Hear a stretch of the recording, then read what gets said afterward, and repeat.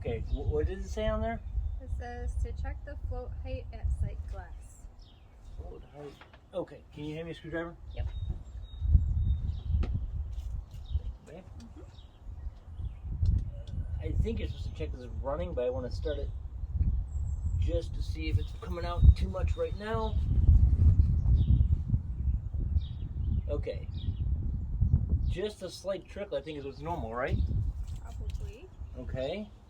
Says to adjust the float level as needed. I don't think that's a problem because I'll have to start it and check, but I don't think we're going to need to do that because it's not overflowing.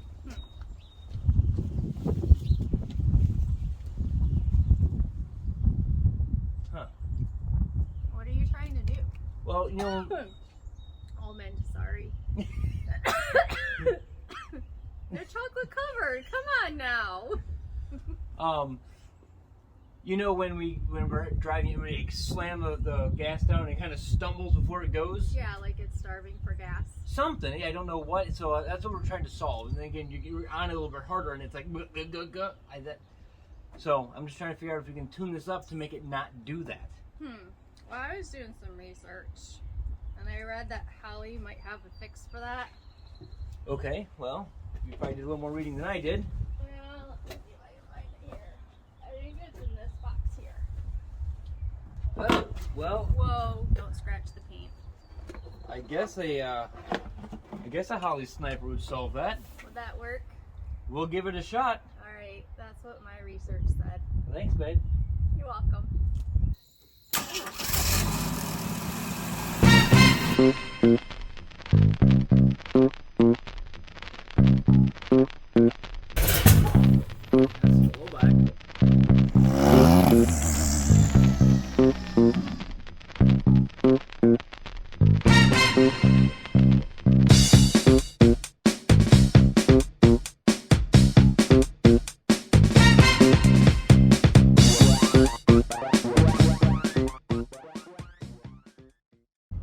Welcome back to 10 Foot Customs. In all seriousness, we are putting the Holley Sniper on here for a couple different reasons. Mostly just for cold start reliability. Right now this car runs really well, but when you go to start it, it takes, I don't know, 10-15 minutes, maybe 10 minutes to warm up well enough to be able to go, or else it wants to stall, which I think is pretty normal for a carbureted car. Maybe, I don't know. I'm learning carburation as far as cars go. I know on motorcycles that's not uncommon, but with the Holley system, it should cold start really well and be, able to drive almost immediately. I would assume. So that's why we're putting the Holley on, and it will give us a little bit better fuel economy, which is a good thing. The other thing, April 24th, which is 2 weeks from now, I am trying to start a Cars and Coffee, and this is one of the cars that's supposed to be there. So I have this weekend, next weekend is Easter. I'm going to try to work on it, maybe Monday of that weekend. And then I have the Cars and Coffee the following weekend. So I've got basically 2 weekends to get the Holley Sniper installed and the EFI fuel tank from Tanks Inc. installed. So those are my two big projects for the Nova in the next 2 weeks. I'm hoping to get most of the Holley Sniper installed today, and maybe if it's supposed to rain tomorrow, if it's not going to rain too much tomorrow, we'll start the tank tomorrow. But I have a feeling it's going to be raining all day. So 2 weeks to get this done. It's probably going to be a 2-episode. We'll get this one on the first episode and the tank on a second episode and fire it up. So stick around. This is the first time for me messing around with Holley Sniper EFI, but I've read the instructions a couple of times and it seems pretty self-explanatory, but you and I will find out together. First thing they tell us to do is to mark all the vacuum lines. So I'm going to pull all the vacuum lines and mark them, and then pull off my throttle cable and stuff like that. That much is pretty all self-explanatory. So let me go through there. I'm going to use tape and a Sharpie, make all my marks, and then we will probably undo the fuel rail right here. Actually, I'll probably undo it right here at this clamp. and we'll take the Holley carburetor off. Okay, and this one it looks like we had just the 3 vacuum lines on this side, and the brake booster goes to the intake manifold. So I did get these loose here. Oh, these are really loose actually. I probably could have checked those. There may have been a vacuum leak there. Got the throttle cable disconnected and the kickdown cable disconnected. Fuel line disconnected over here. And that loop 2 washers on that side. That cable's off. And there we go. Carburetor's off.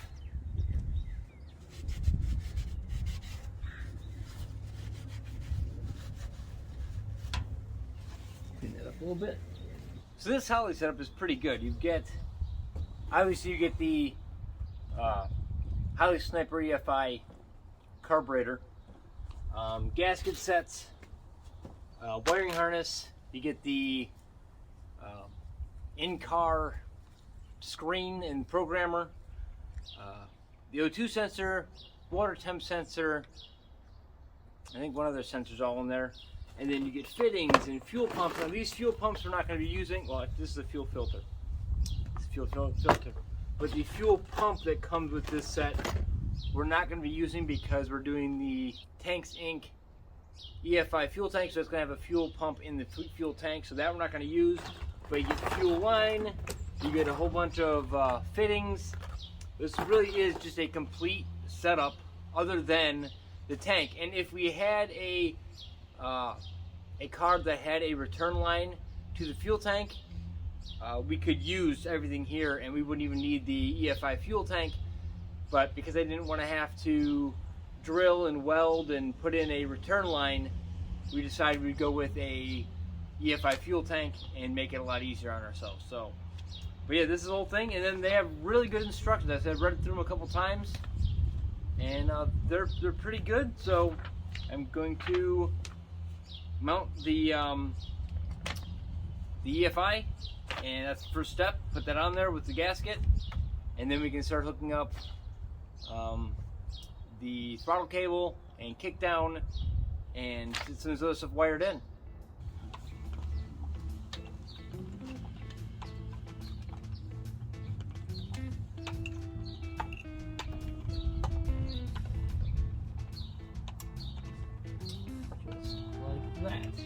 That's as easy as that goes on. And then hook up our bracket for that. Okay, I'm not going to bolt that down tight yet if I have to take it back off to work into these cables. I won't be able to.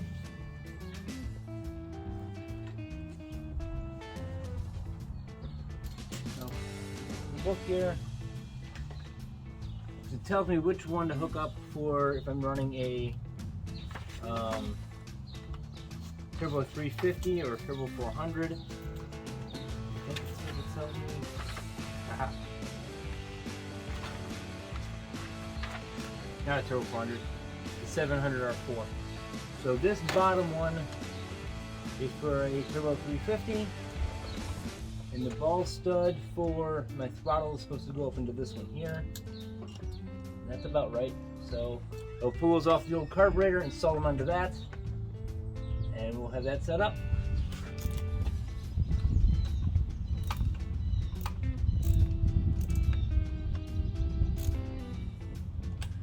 Okay, that's hooked up.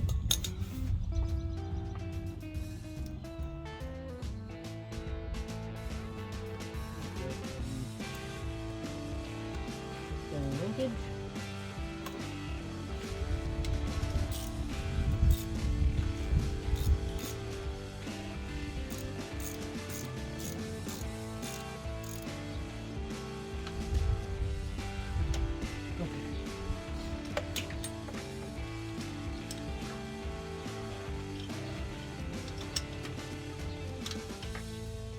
I think that was the easiest part we're going to run into. So that is on. I think I've got the kick down at a decent slack level. We're just about to pull. I got vacuum ports I can fill up on the back here, but we'll figure out where stuff goes in a minute on there. Now it's time to figure out where some of this wiring goes. I've got 3 plugs on that side, 1 on this side, and then this little tiny guy, so this comes out of the front. Oh, actually, one goes down to the O2 sensor as well. That might be the O2.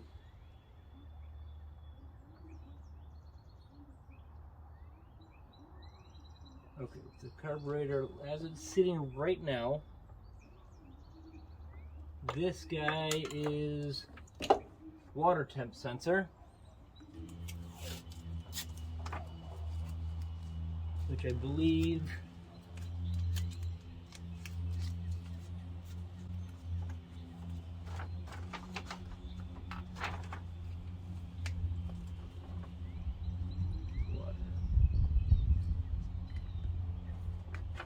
this is my current water temp sensor underneath here. So I'm going to have to remove that. I can probably throw my new sensor right into there. This guy here is the O2 sensor, which I'm going to have to run underneath. But they give you everything for that. You don't want to weld a bung in. That's O2. This is, let's see. This is our display connector. This has to run inside the car. Main harness connector. One of these is main harness connector, and one of these is input-output harness connector. So I'll separate these, and I'll get this one run inside, and get my water temperature sensor inside, or into the block. I was going to run the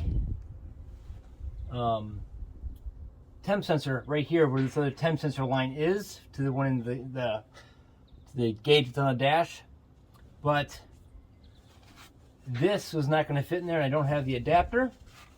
So there's another output right here, which actually is the same thread, so I'm just going to pull this one out and put this one in. It's already got thread sealer on it, so it's starting to leak a little bit. I'll try to do this as quick as possible to lose the least amount of coolant that I can.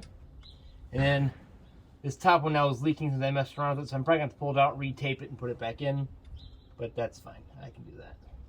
Yep, it's going to shoot out some coolant, like I said.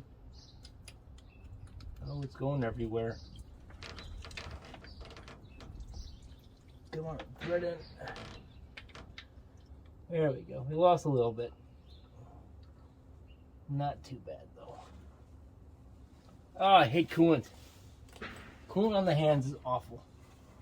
In the manual, they say to drain your radiator down a little bit before you do that, so that you don't get that exact thing to happen, but I'm not going to do that. Now, this is going to make a disaster, but I need to get this out because it's leaking.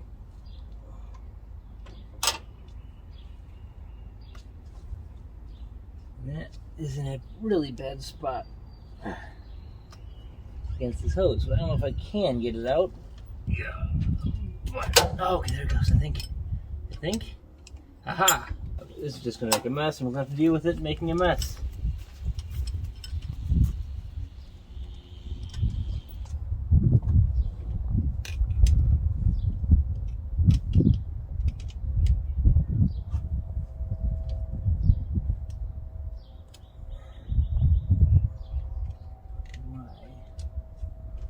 Wants it to come out. There we go. Oh, part of it's out.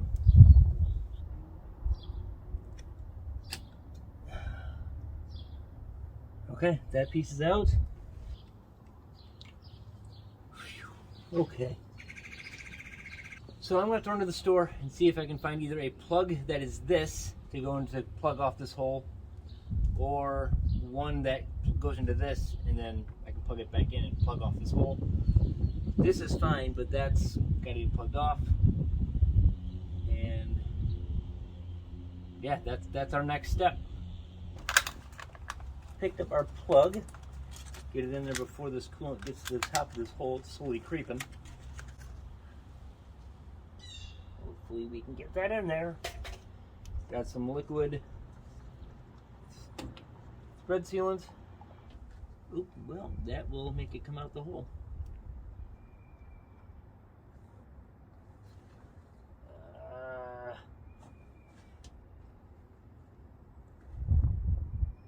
I do not want to take the thermostat off.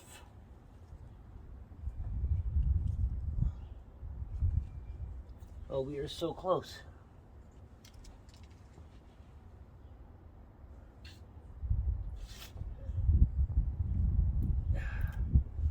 We're not gonna have a choice. I'm gonna take the thermostat, at least the thermostat,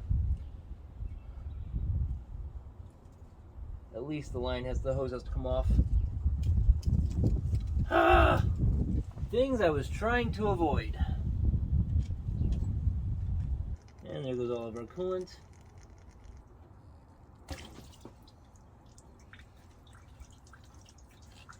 Yeah, lovely. I don't even know if this plug's gonna fit in now.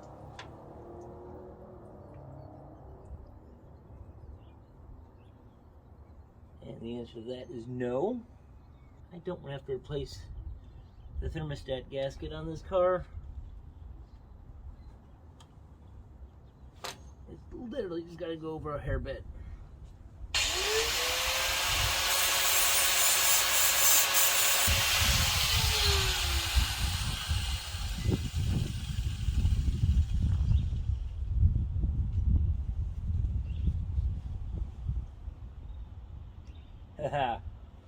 Okay, so what I just did is I just ground the edge of the top of this off, and hopefully I can get it to start to rotate. Come on, thread in. Start the thread in, and we're good.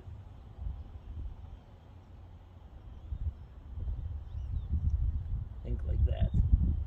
Right? No, we're crooked.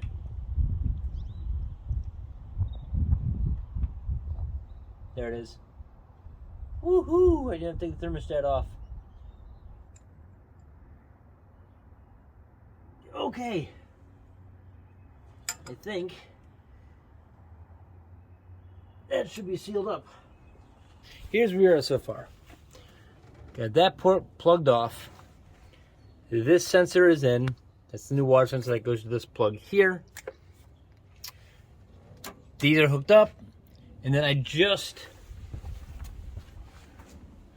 hooked up these vacuum lines, vacuum advance. There's ports in the back here of the Holley to go into for that and that. The only one I don't have is this one for the PCV valve, but I'm thinking I could put it into this one here maybe. If not, I think we can just get a filter for that thing and not worry about it. But that's that. This is the old wire. The old wire that went to the choke. So now we're going to start working on these wires here. This one comes up front.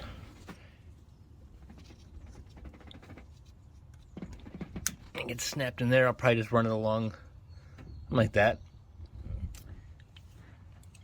This one now goes into the interior, so I'll probably run that wire out.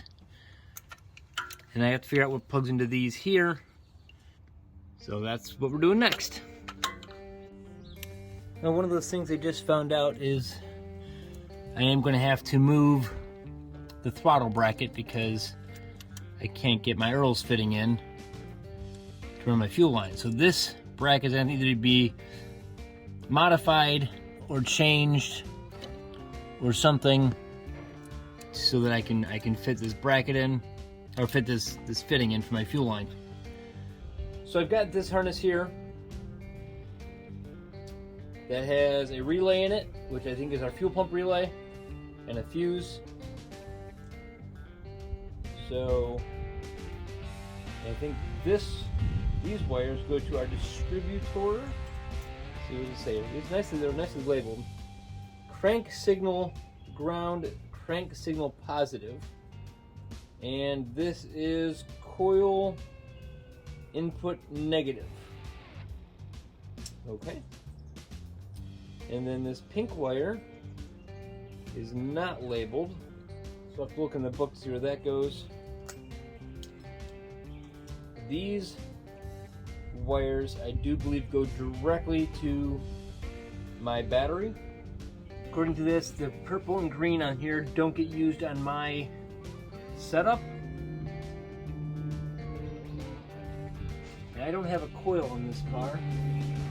I just have, I think that's an MSD distributor, I think. So I'm only going to use this yellow wire as coil input to my tack, I guess. So I'll figure out over there where it has to go. These actual, yeah, there's one labeled tack. So that's just going to go into that terminal there. And then this guy, this blue wire, goes all the way back to my fuel pump. Okay, so that's that harness. Then I've got this harness, which does not go into there. It goes into there. So this is for this, and this is for this. I have no idea what this one does. Let me look it up. And I'm gonna go get lunch. So I'm gonna stop for a minute, go get myself some lunch. And then while I'm eating lunch, I'll figure out where this piece of harness goes. So what this looks like on this harness is that this is a lot of accessory stuff. And I'll probably need to run at least one wire, dark brown, eventually into the interior, because this is for an aftermarket tack, and we will be putting in a Dakota digital dashboard, and it will need a tack input wire. So that's probably where that's going to come from. There's a couple things for like triggering AC and stuff like that we're not going to have yet, but that's what this would all be for. So I think I'll be able to take this part of this harness, and I'll probably just put some tape over it and just bundle it up underneath and keep it up out of the way for right now.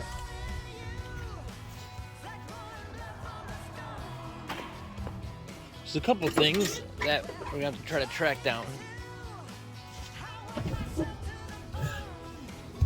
We have to fight the oil line out, so I think for right now I'm just gonna leave it.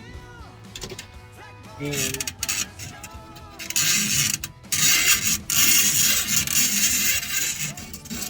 I'll figure out how to get that out later. The voltmeter can go, I know, as well. But I don't need to get that out of the way for right now to do what I'm doing. This gauge has to run out. And now we can run it out of the car. Above all of this other wiring.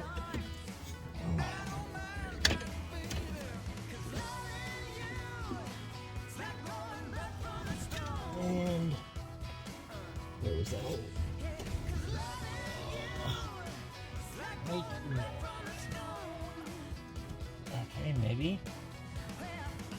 Maybe. Aha!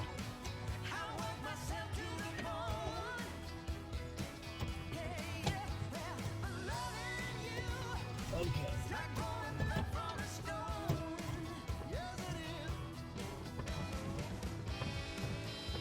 Leave all the slack on the dashboard. Put these screws here.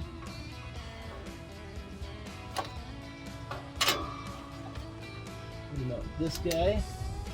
Use our relay. Right here.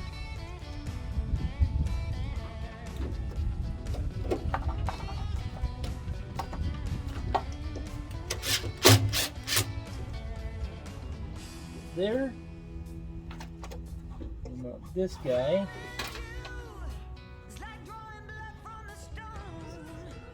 Right there. Got this pretty much cleaned up here. All the wiring here. This is the stuff coming from the EFI. Comes here. Got everything kind of tucked up here. This pink wire just runs over there right now. Still gotta find a switch top. This yellow wire goes to my coil for my tack, so I know what my tack is doing, so I have to figure out what that goes to over there. Blue wire is going to dump down underneath the car.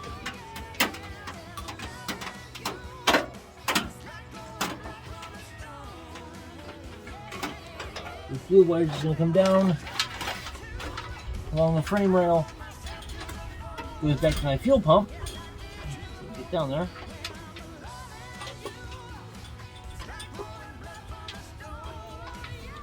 And then this black and red wire go underneath the fender, on the fender well.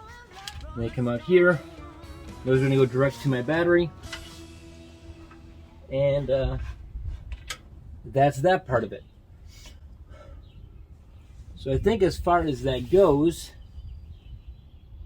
I can put the, I said I hook up this fuel line here, so I can't put the air filter on yet. This, to clean this up to figure out where it's going to sit a little bit cleaner than there, but that's not a problem. And then I think the other sensor I have is the O2.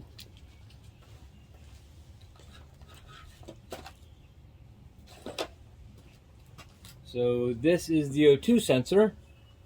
So O2 sensor, I think I'm going to go into the left bank, I think. They give you this little kit here to install it. You drill a 3/4 inch hole. I almost caught that. You drill a 3/4 inch hole in your exhaust, and then you put that on there, and you get 2 clamps. And it clamps right in there, and it's supposed to work perfectly for this. So that's what we're going to try. If not, I can always, down the road, weld a bung in. But yeah, that's it. We're going to try that on the driver's side bank just behind the header. Okay, so I backed the car up a little bit to get it out of the puddle because I'm going to be climbing underneath there. I'm going to put the O2 in. And according to the directions, you want the O2 sensor 1 to 10 inches after the collector, and you must have 18 inches more exhaust after that minimum. I've got a full exhaust, so it really doesn't make a difference. I just have to be between 1 and 10 inches after the collector, so I'm going to find the easiest spot to drill in, and you have to be 10 degrees above parallel to the ground, so either side 10 degrees or more, so you can be anywhere from there up to the top on both sides for condensation or whatever on the sensors. So 3/4 inch hole, something like this, 10 degrees or more, and then I can put the strap on it and screw the O2 sensor into it.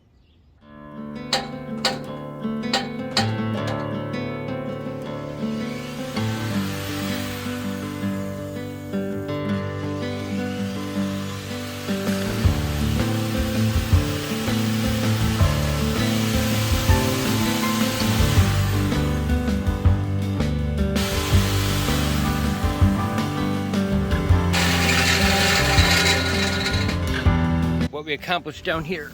Oh. There is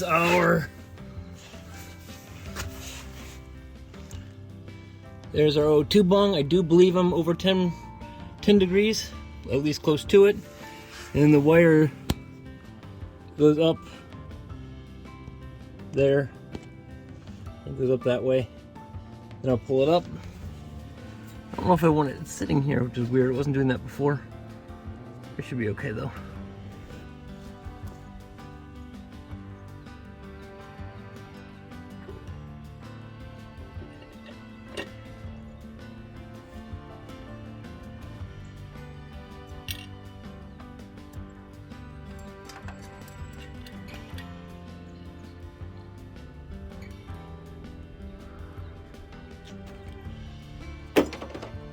Well, I think other than a switch hot over there and connecting my hot and ground to my battery, the engine bay portion of this is pretty well wrapped up. And I got to run my fuel line, but that's, I have to do it anyway. But I had to track down a switched hot and get that hooked up, and this part of it I do believe is all complete. Yeah, so we're probably gonna end it here. The next episode will have me connecting these up, because we're not supposed to do any of this till everything's done and wired, so I don't want to hook those up yet. And then run my power lead back to my fuel pump. The fuel lines and everything else I was going to do on the fuel tank episode. So, yeah, the engine bay is pretty much wrapped up. And the next time you see it, we will put the fuel tank in. And then this will all be finished, and we can fire it up and see what the difference is. This was really easy. I mean, I also have to do the throttle linkage. Throttle linkage bracket isn't done yet. I got to figure that out once I get the fuel lines in. So that'll also be part of the next episode, figuring out that bracket. I may have to just get a different bracket. But yeah, installing this part of it was super easy, very simple. Thank you all for watching. Please remember to like, comment, and subscribe. And the next episode will have this finished and running again. So please stay tuned for that. We'll talk to you soon. Have a great week.